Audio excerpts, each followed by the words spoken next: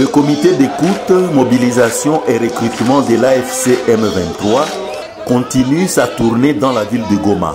Dans un dialogue avec la population du quartier Bujovu dans la commune de Karisimbi, les habitants ont posé les questions pertinentes par rapport à sa sécurité.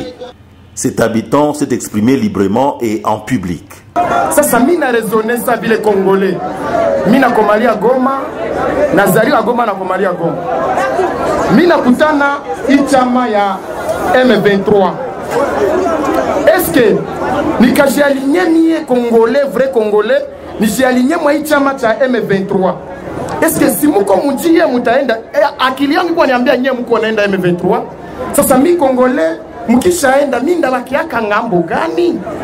Na mukisha toka benye batakuya nabo vraiment niko najiuliza est-ce que niingie mwa ichama? Toutes les questions sont autorisées et reçoivent des réponses appropriées. Le colonel Alfred de Moussouba Maliro a rassuré que le pouvoir de Kinshasa ne reviendra plus jamais dans les territoires libérés par l'AFC M23. Ensemble, bila kusema eti province fulani ama territoire fulani hapana.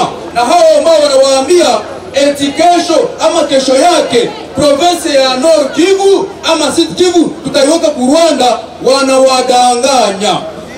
Hakuna hata siku moja. Le Congo est ni moja et indivisible.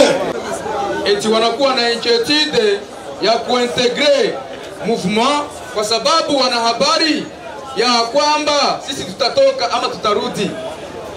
Acha niwaambie kitu kimoja. Hiyo ni ndoto ya bubu. Ama huyu ni mtu ambaye analota, makati iko anaona, makati anatembea, hasinzie kisha analota. Hizi ni habari za kutoka kwa adui kwa huyo Tshisekedi ambaye wanaiweka ndani yenu wakiwaambia sisi tutarudi. Le camarade Innocent Mouniemana a demandé aux habitants du quartier Bujovu de dénoncer régulièrement les bandits qui insécurisent la population.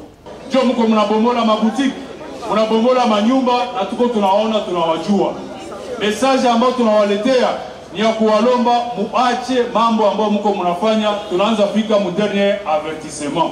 Ce débat public va se poursuivre dans tous les quartiers de Goma et dans les autres territoires libérés par l'AFC M23.